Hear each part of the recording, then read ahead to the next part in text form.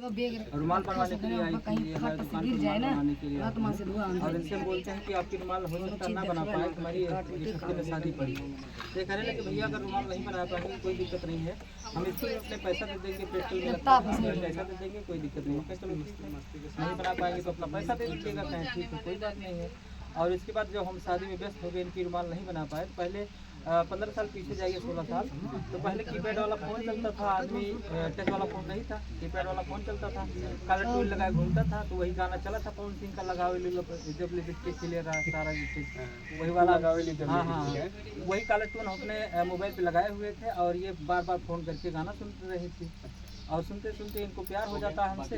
और इसके बाद एक हफ्ते में हमारी जब शादी हो जाती है तब इनको पता चलता है कि आपकी शादी हो गई। क्योंकि हमारी शादी हो गई, हम आपसे प्यार करते हैं, हमें क्या पता आप हमसे प्यार करते हैं। रुमाल बनाते बनाते मतलब दिल्ली दे बैठी है। हाँ हाँ हाँ। इसके बाद कहने लगे हम भी आएंगे आपके साथ, हम अपने घर की अकेली हैं, अपने माँ बाप की अकेली हूँ, मैं जो चाहती हूँ वो कर बैठती हूँ।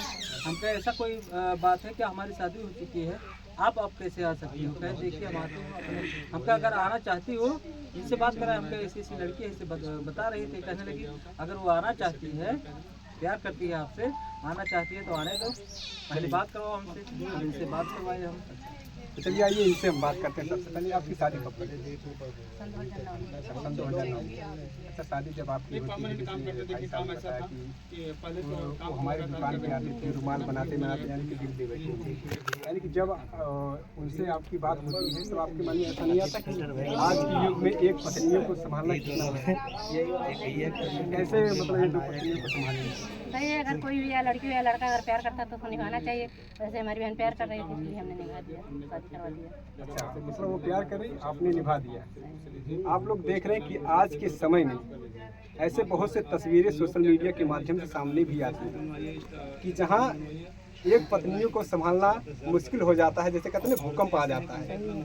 जहां एक पत्नियों को संभालना मुश्किल हो जाता है, वहीं अजीत पेंटर जी दो पत्नियों को संभाल रहे हैं। आप जैसे कि हमने बताया ना, सोशल मीडिया के माध्यम से अभी आप कोई भी इंस्टाग्राम, फेसबुक, ट्विटर, कोई भी वेबसाइट आप खोलेंगे या कोई भी ऐप आप खोलेंगे तो सबसे पहले यही खबर आएगी कि एक पत्नी ने अपने पति को कैसे, अब आप आगे समझ रहे हैं कि ये चीज़ें मैं स्पष्ट रूप से वीडियो में नहीं बता सकता कि एक पत्नी अपने पति को कैसे तमाम इस तरीके से ड्रम का वीडियो वायरल हो जाता है, सांप का वीडियो वायरल हो जाता है और करंट का वीडियो वायरल हो जाता है। यानी कि एक पत्नी जो है अपने पति को करंट लगा दी, ड्रम में बंद कर दी, टाइल के नीचे दफना दी। बहुत सारे ऐसे तस्वीरें आप सोशल मीडिया के माध्यम से देखने को आपको मिलता है। लेकिन आज ऐसे तस्वीर आप देखेंगे तो आपके मन में बहुत सारे सवाल ऐसे आएंगे कि आखिर अजीत पेंटर जी कैसे इस चीज़ को, यानी कि जो संभव नहीं होता था वो संभव कैसे कर दिए, या फिर एक साथ दो पत्नियों को संभाल रहे हैं।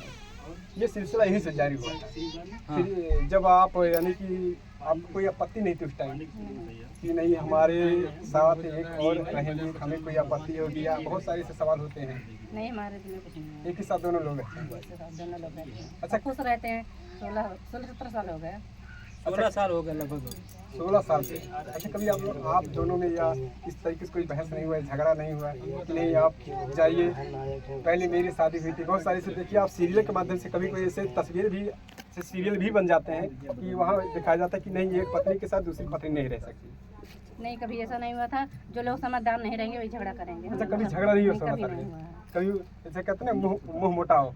कुछ नहीं हुआ कभी। एक ही साथ मतलब खुश रहते हैं आप लोग। आपको कभी ये अजीब नहीं लगा कि कैसे मतलब एक पत्नियों का खर्चा उठाने में इतना पहाड़ होता है, दो पत्नियों का खर्चा हम कैसे उठाएंगे? नहीं, आज तक हमें महसूस नहीं हुआ, क्योंकि ये दोनों लोग इतनी अच्छी हैं कि अगर हम 1000 रुपया ला कर देते हैं शाम को, तो दोनों लोग समझ लीजिए कि अपने पत्रकार साहब एक हमारा निवेदन है आपसे, अपने हिसाब से सब डील कर लेते हैं, कोई दिक्कत नहीं रहती। एक हमारा आपसे निवेदन है, बिल्कुल आप पेंटर जी से पूछिए, तीनों लोग एक ही साथ सोते हैं? पूछिए।